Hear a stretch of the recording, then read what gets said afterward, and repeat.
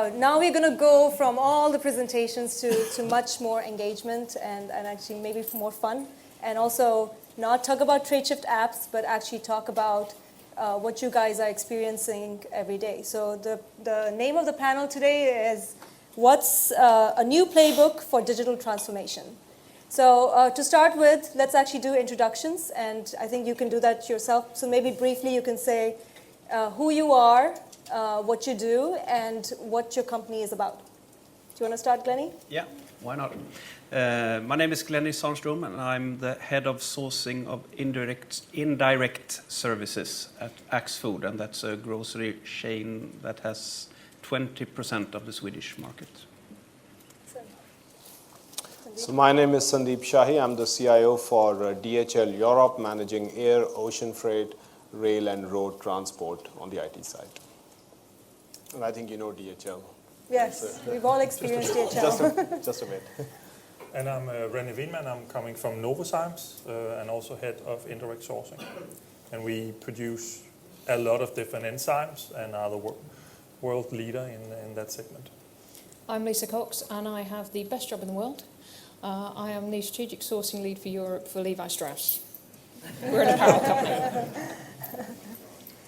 Okay, so we've been talking about digital transformation since morning, and I think the first question I wanted to start with, and it's a question for actually all the panelists, what is digital transformation for your company? And what does that become, especially in the area of supply chain or procurement, the areas that you are actively working on? And does anybody want to maybe take the first shot? Yep, absolutely. All right, yeah. Go ahead. So for us, we're at the beginning of this journey. We've literally just started out on our Tradeshift journey, so this is a new venture for us. And I think for us, it's very important that it's not just a project, it's not just a program, it's a fundamental change in the way we will do business, set our business strategies, and it affects every single seat in our business. Great. And René, do you want to go next? Yeah, let me put it that way, that transformation for us is just a big change. So no big buzzwords here. It's a matter of actually continue what we have been doing for many, many years. EDI in theory started back in the 70s, so it's not really like something new, it's just adding on to it. And we also are, of course, moving more and more into really digitalizing a lot of it. And we also expect that the whole digitalization buzz will probably disappear in 3 years, and then we'll actually be part of our normal business. So today we actually have a digitalized function, and I would assume that that's gone in 3 years, and then it's actually just part of our normal business to think digitalized. Right, and one of the things when we were talking before, you had said that you don't really have this one major big project that's running, but it's basically every single department is thinking about what it means for them. Yeah, so there's no roadmaps, there's no big plans. I mean, we can anyway not look more ahead than 12 months. So we haven't spent a lot of time of actually building a lot of roadmaps. We've got an approval of an IT budget that we can actually work on. Then we have a lot of small injections of digitalization all around the company and actually moving on that part. Right. So Sandeep, as a CIO, that's, I would think, a lot of what the CIO thinks about. What's digital transformation for your company, and also what's your role been in that? So DHL has got a bit of a love and a hate relationship with the digital transformation. We love digital because you guys buy a lot online like me, so it's a lot of new business. We hate it because we have to transform ourselves, and that's basically the challenge that we have. And that's the same for us as well. When we talk to our customers or stakeholders, they think digital transformation is a fancy website that we can give, and we are making those as well. On the other side, when you go into the operations, the people are still having stacks of paper every day, printing it out. Don't know how many trees are being stacked down on a daily basis. So that's another challenge we have. And I think what we want to go for is, as DHL, we want to go for a very human-centric approach to it. So we see digitization more as a basis to help our employees and have a better customer experience. That's what we believe in. And I think that's where Tradeshift is helping us with the supplier experience. So for us, we have an experience angle to the whole thing. And then it obviously reflects in my job as well to look for partners who can help us deliver that. So there's a very big change going on in the logistics world. I mean, it's getting disrupted in a very big way. Is that also one of the drivers of digital transformation at DHL? Very much, very much. I mean, Amazon, no doubt, has set a new standard in the whole supply chain. You know, you get, I really like the way, Duncan, I think you said it's all about alerting rather than, you know, getting to check out for that. So this is changing it. It makes us think a little bit different. It's not only our job to transport a shipment from point A to B, but it's also now our job to give visibility to our customers. And we are happy about it because this is one way we can differentiate with others. Mm-hmm. So it's definitely upping the game quite a bit and disrupting the market for us. Right. Glennie, what about Axfood? I mean, we talked, by the way, before, I think you were a little bit late, but it's fascinating what you're doing with the whole private marketplace. But what is digital transformation for your company as a whole? I mean, it's so many things. Small things like digital receipts for the customers when they are in the store, and route planning for deliveries of the goods to our e-commerce customers. And we also, now we are looking at, with Tradeshift, to have digital agreements with all our suppliers instead of having them on paper. So, yeah, it's lots of things. So it seems like everybody is looking at digital transformation differently. You know, is that what you experience also with your other peers, that each company looks at digital transformation in its own way based on their needs? And is the common factor the user experience, or maybe kind of how we talked about outcomes for the users that drives digital transformation?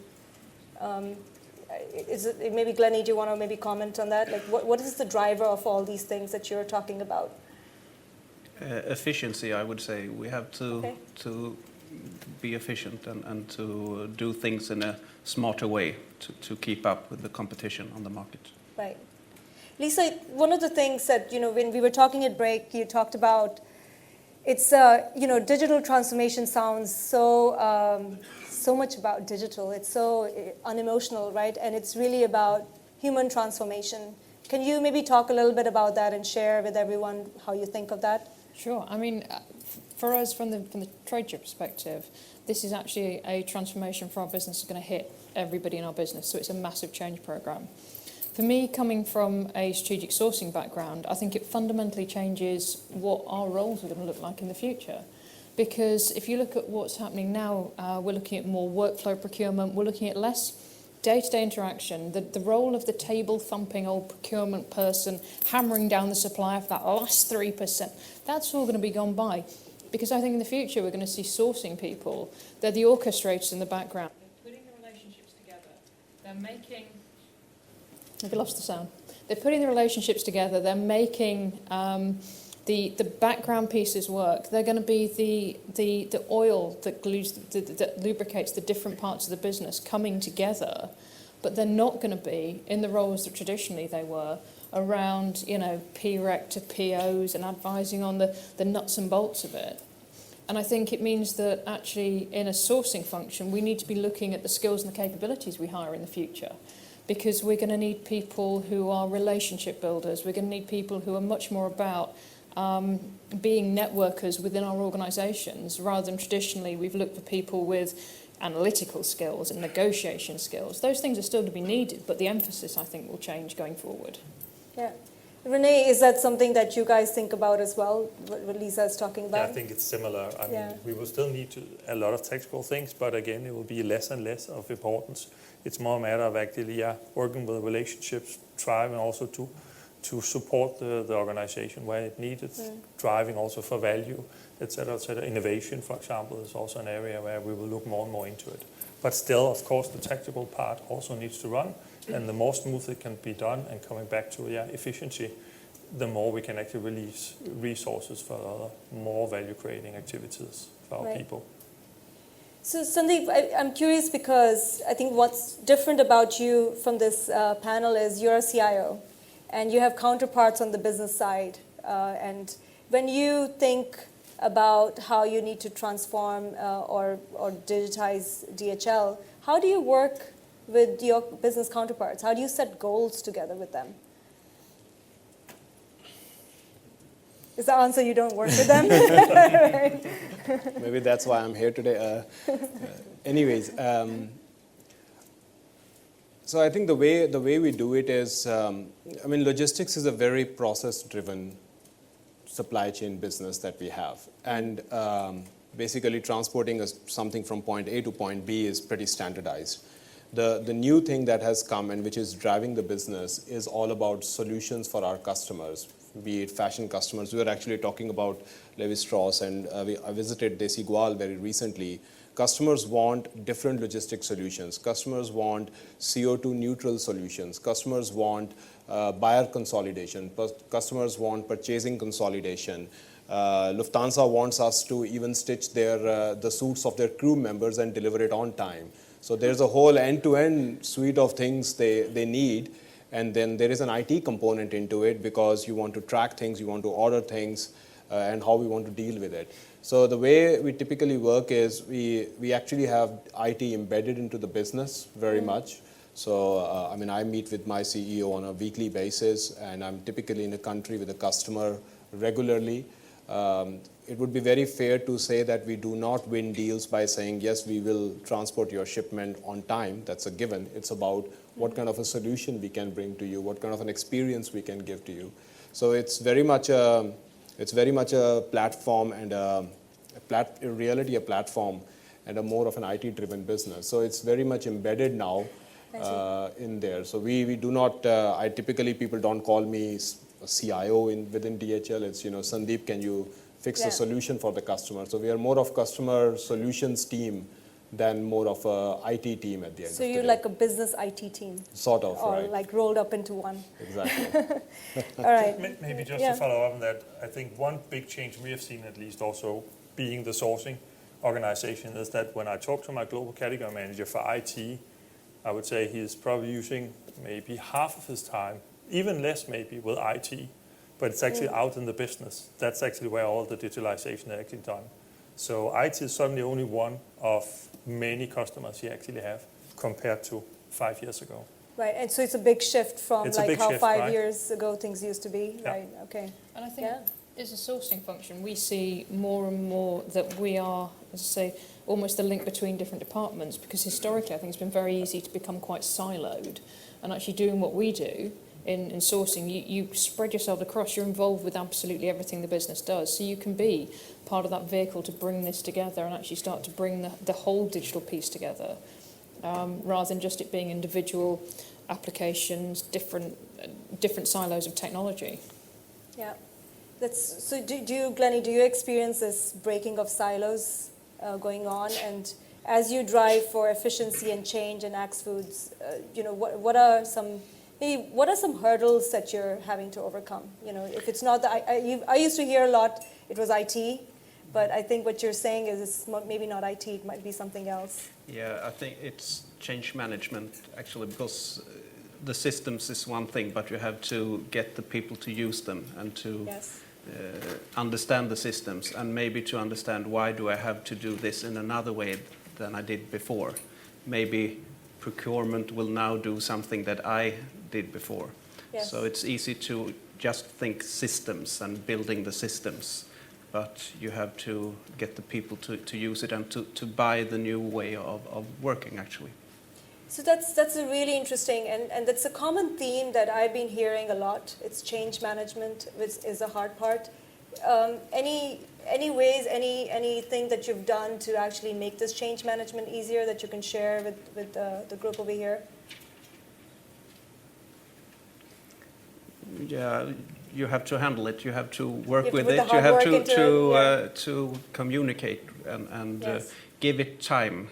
You have to say things more than one time, more than 2 times. Yes. And also work from the top down. Yeah. Is it also your experience, maybe Lisa? Yeah, I think what we, I certainly say is nature abhors a vacuum. So if there is no information, people will fill it themselves. So you need to keep communicating out to the business with the change and what's going on. Even if there isn't an update, it almost needs to be communicated. There isn't an update while we're doing this, because if there's no information, then rumours start. Yeah. And involvement, I would say, also getting people involved in it, right? Because even though we're also seeing a lot of fast-moving things, it takes time also until it really hits. And we're already trying to build capabilities to something that we might need in a year or 2 years ago, so ahead. So it's also a matter of involving them. And how do you think your partners, software partners or others, can actually help you make this shift? What are your expectations of who does what? Maybe. When it comes to Yes. change management, I think you have to do it yourself. You cannot rely on Yeah. like Tradeshift come in. We have to understand this and do it ourselves. Yeah. I would say I expect the software supplier to deliver a solution that is really selling itself, and where I don't need any training, but I'll just give them the access, and then they will see the value from day one. Right. Okay. So, that'll be great. We're not there yet, but No, I think pretty much a good platform and a good software definitely helps there. We have a big problem in change management because we have employees who are sometimes 35 years in the company doing the same job, and then it's a little bit difficult to transport the message out to them, and specifically in the procurement, invoicing areas. Sometimes it's all about changing the management, but a more softer way. I think collaboration is a very big part of it. I mean, we just saw in the demo that you could actually collaborate with the others, within the tool. And these things, the people like it. People not everybody loves to get on the phone and have a complaining customer on the other side. So if we can ease that particular pain, they tend to jump on those things. So I always say to my team members, when you are looking for a solution, there is always this one little thing in the solution which has a human component, which the operators will pick it up. And I think if the software companies, and they do nowadays, if they pick that human experience, human component up, then it really helps us to sell it. Because then they say, look, this doesn't work. And you say, yeah, it doesn't work, but maybe this really, you would like it, right? So I think it's a mix of both. We have to do it, and the software has to help as well. So that's really interesting. Collaboration is one of the Absolutely. things, because we experience it in our daily lives. I mean, I never pick up the phone anymore. It's just texting. Is that something? Are there other things like that you look for in solution providers that can be, things that can change minds, basically, right? And drive for adoption. I'd say for us it's really a matter of think big, start small and learn fast, and also correct on the way, right? The old days where you were waiting, years for a new update or release, I mean, that has passed, right? I mean, we'll try it out and then we'll fix it on the go. Right. Iterate. Yeah. And I would say listen to our needs, our specific needs, not come with a standard product that is Right. like you have to work this way, but it's not convenient for us. So you have to be very agile there to build what we need in our field. Right. So that's the agile piece is really interesting. I mean, in some ways, the promise of platforms is agility. Is it something that you guys think of in your companies, in your organization, about how to drive for that agility? Any comments on that? I mean, very much so. We are. This is one of our key points, or our main requirements. If you look in the fashion industry, and maybe you can comment more, we are now having a change of merchandise 4 to 5 times a year. Actually, there is a summer sale, there's a winter sale, there's a pre-summer sale, there's a pre-winter sale.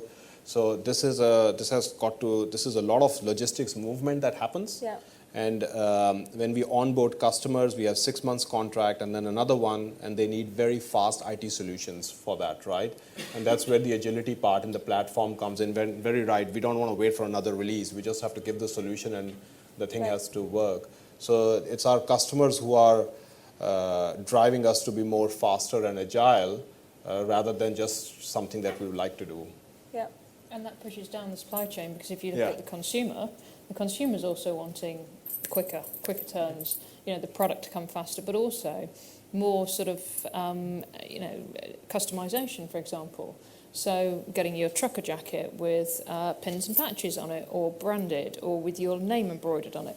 All this is driving those small-scale one-off deliveries, but the consumer is driving much more last-minute detailed changes, specifications, those sort of things. It changes the way that whole supply chain needs to be mapped. So what I hear is the speed of change is increasing, and there's need for customization and personalization, and your supply chain needs to keep up with what your customers want, right? So it's almost like a connection between the supply chain and the end customer, right? How about... Maybe just one comment from me at least. So I definitely want customization, but based in a platform environment, right? I mean, I will be able to plug and play one. I don't want a lot being coded for me so that I'm not able to move going forward. So yes, I want a lot of possibilities and customization as such, but not in the, you can say, old-fashioned way of coding it to me. I want it in a platform where I can plug and play. Mm-hmm. Yeah, no, I hear you. How about we take some questions from the audience? Any questions? I have a question. I completely subscribe to the conversation on enhancing the customer experience, freeing time and making everyday work more efficient for your colleagues, and so they have value more for customers. Completely subscribe to that. This is a sustainable way to look at it. We're also business people, and I'm a credit underwriter. So if you put in practice, maybe share the hard numbers. When you came into transforming your business like that, you had expectations. Your companies, listed companies, had expectations in terms of return. Can you, I don't know how you value it, if you estimate it in a few points of your cost ratio, or if your bottom line is better, I don't know exactly, productivity is higher. Could you give us a few examples of what you have seen already that such a platform can help you deliver to your organization financially? So how do you measure success? Can I answer? Yeah, please. In 2011, we actually built a system controlling our waste. And that's not so sexy to talk about waste, is it? No, but we actually took down the cost with 30%, 30 to 40%. And this system cost us, not that much to build, and it's still in use, and we still preserve that saving for every year. So maybe now we can build an app in Tradeshift to move that into, but just an example. Is there any ways? I mean, DHL is a big conglomerate, but specifically speaking for my business, in 2014, DHL, our group had to write off 500 million in a single year for EBIT because the system that we put into place did not work, plus a lot of unhappy customers. We went through a different IT strategy, and now we are literally doubled the initial EBIT we made before of that. So I think you can attribute to it.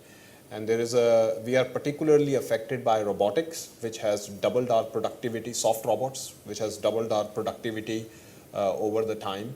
Actually, it's a funny thing because Tradeshift in our company, nobody touches it. It's a robot that does the whole thing. So it's really beautiful in that regards. And we have been able to redeploy people over to other part of it. So, I mean, respect and results is what our motto is in DHL. And we see both our employees are much happy and our customers like us. And the EBIT has doubled. So, and that you can, I think, 90% of it attribute to our new digital strategy. Any other questions? Roy? Yeah, just a quick note. You just mentioned change of personnel to new positions. Have all of you thought about the impact it will have on personnel and the need for changes in your job descriptions so that they are ready to take on these new roles? As I was talking about earlier, particularly in the sourcing function, I think our role is going to change. I think it will make the more tactical aspects of our operation more automated, more workflow based. So I think it absolutely in the sourcing function will have a big impact. It's always in our business case when investing in a new IT system to look into the personnel, how it will affect. Robert, how are we doing with time? Maybe just 5 minutes, okay. Sorry, no watch here, so it's kind of hard to know. Any other questions? Maybe one more, and we wrap up then? All right, Duncan. I'm interested to know what's actually driving your initiatives. Are you trying to lead? Are you trying to be a leader of transformation in your organisation, or are you kind of trying to keep up with the rest of the organisation that's trying to transform? It's a very interesting role for procurement as whether it's sort of the last to join in or can actually be a pioneer. Pioneer. I would say that for Novozymes, I mean, we have actually looked into digitalization for many years. I think in many cases, actually, the procurement, you can say discipline as such, has actually been working on this for many years. So in our case, actually, our digitalization function is mainly focusing towards customers and actually production. We are running our own show. And for us, this sits under the strategic sourcing and the business services sponsors, which all feed up into a finance function. So it's a joint project. Okay. But is finance then leading it, or is finance sort of catching up? We're all part of finance. And I think finance is certainly leading a lot of the charge in this. I would say that if I am gonna achieve my goals when it comes to sourcing, I need these kind of systems to achieve what I want to achieve. So that's why I'm pushing. And I can only echo that. I'm not asking finance what to do. So we took the lead ourselves. Okay, great. So let's do a lightning round to wrap it all up. And I think the one question I would ask is, what is one piece of advice that you would give to your peers over here as something to watch out for, something to do more of? Lisa, do you want to start? Communicate.